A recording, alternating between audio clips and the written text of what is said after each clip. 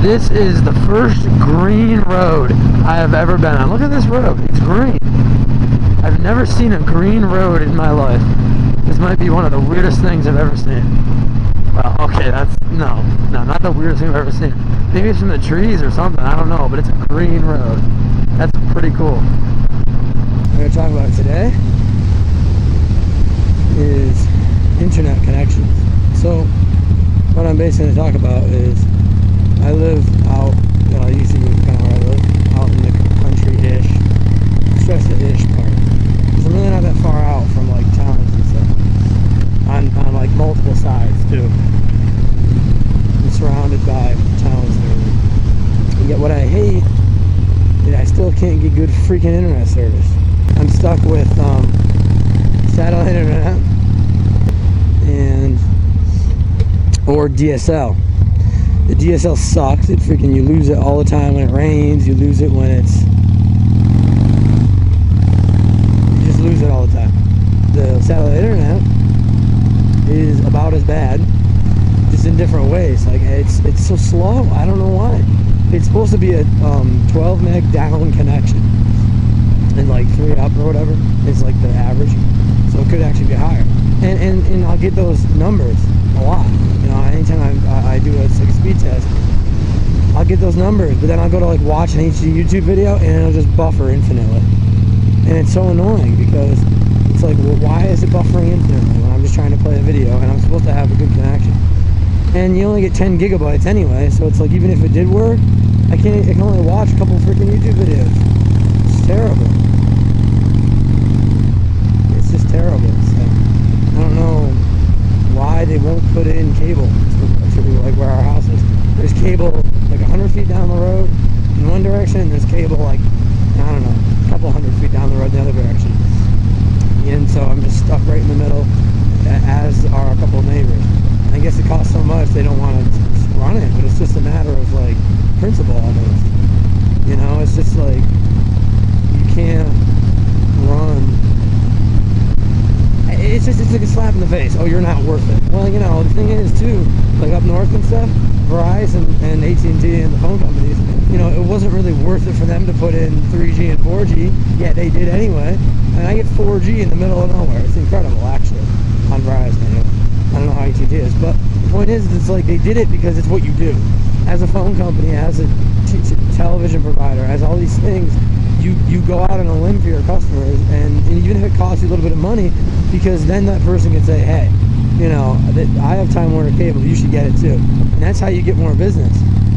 You get more business by personal referrals, you know, advertisements, all this stuff. But if you're screwing people over and not even running service to their house after, you know, more than like, you know, that part of the road has never had cable service. So, you know, the cable's been around for 20 or more years, and it's like you can't even run cable to the house. I don't get it, you know, but yet you run it on the different sides of the streets because there's a little bit more people on those ends of the roads, on the ends of the street. So I don't know what they're thinking, what their end game is, but it's not a good one, personally, I think. So.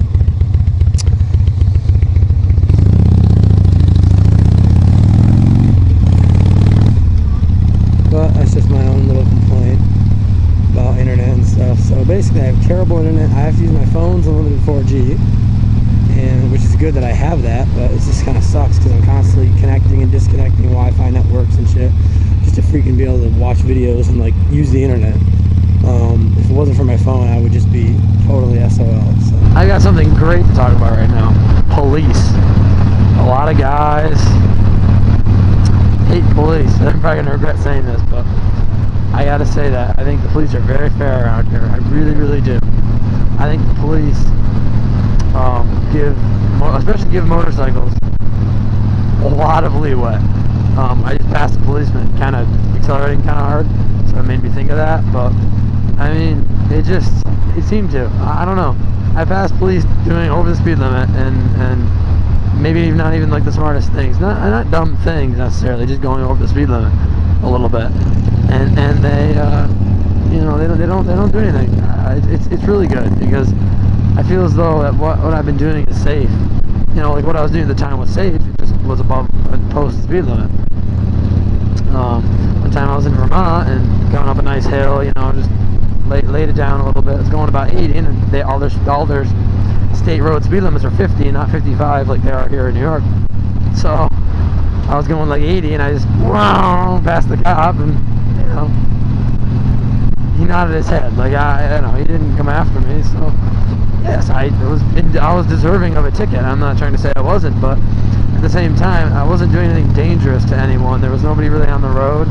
It wasn't a blind hill. It was just a nice little hill, and so I think it was good. It's just reasonable, and I think it's harder to radar gun a little motorcycle rather than a whole car or truck. But even so, I know they can do it, and they could just pull you over anyway. So it's one of those things where it was just. I just think it was kind, you know. It's just good, and I've done that multiple occasions. Had a really fair police officers, so I don't know what the hate's all about. Now, there's obviously some bad police officers, you know, power trippers, whatever you want to call them. But for the most part, I've seen no problem. They're just people like anybody else. You know, you're just trying to have a little fun and doing something maybe a little bit stupid. But as long as you're not ripping wheelies and going 170 in a, you know, down some road, they don't seem to complain too much. And that being said, if I was winding it out, you know, to 100 miles an hour, well, then they might pull you over, and I can understand that. I really could. But you know, you could go 80 on a nice open spot.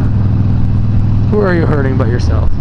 No cars on the road, open fields to the sides, smooth road, bright sunny day. It's your, you know, it's your own problem. It's not anybody else's. So it just, I don't know. I think they're fair. I really do. If not like more than fair. Absolutely. So, like I said, I don't regret saying that. I'll get some jerk cop, but I hope I don't, and I'm not so sure that I will. I feel, like I said, I feel pretty confident that I might now. Politics. I went there.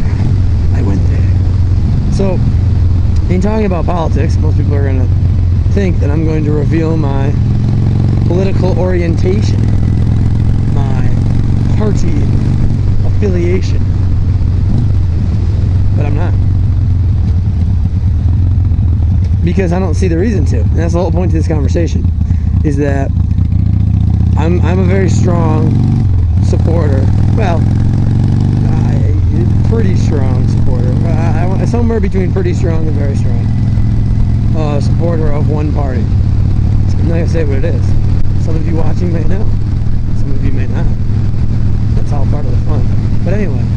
What really what I was going to talk about is about politics, though, is the fact that people, you know, commoners, your average Joe, and congressional leaders are so polarized nowadays with politics. So polarized that nothing ever gets done. And obviously, this has been the standing joke forever, anyway.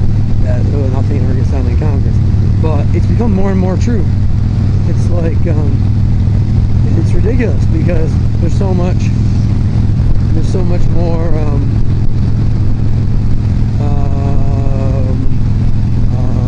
there's so much more polarization, and there's so many more people who will not even take the time to listen to somebody else's argument.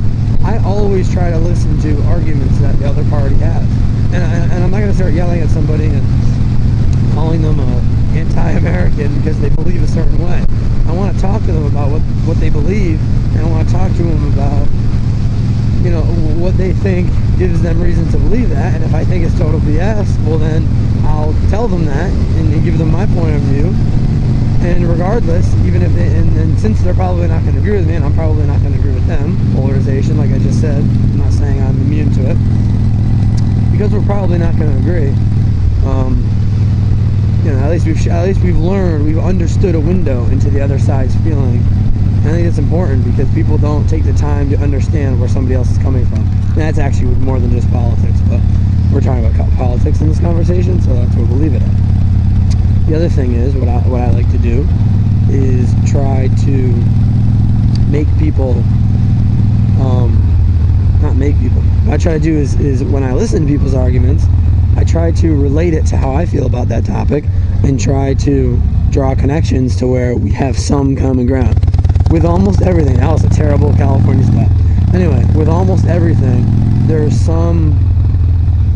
some connections that both parties can have, even if you're pretty extreme in either side. And I think with that, we've got to, thanks, my friend.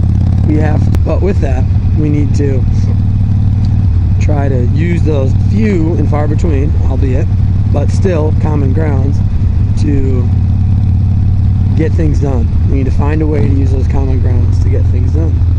If we can do that, then we can help solve America's problems.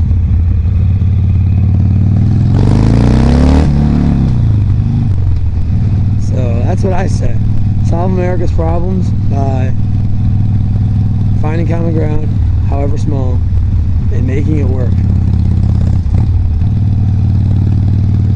If we can do that, the country shan't have no more problems. Another thing we can do, I think, is just listen to the other side's argument, especially in Congress and stuff. They get so convicted, and they have so many things, more things to worry about, party affiliation and all that crap, but they get so convicted of their beliefs that there's no room anymore for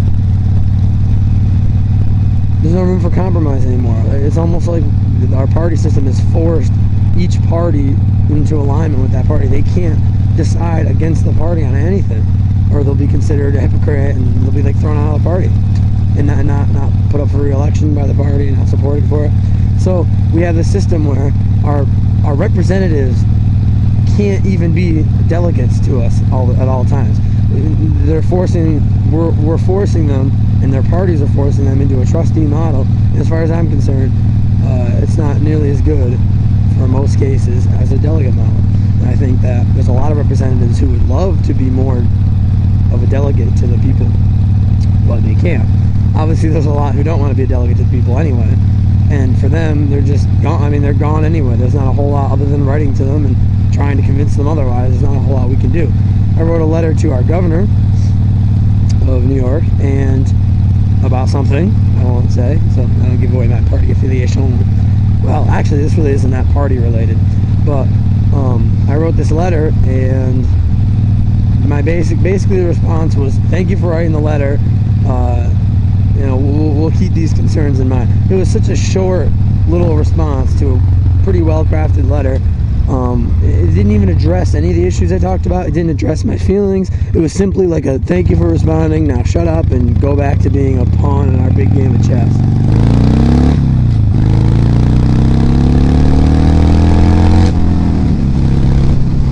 And that pissed me off because I don't want to be a pawn in any game of chess. And that's kind of what I feel like I am sometimes, is a pawn in a game of chess. So I feel as though if I can help make that change in some little way, writing a letter, it's the least I can do. So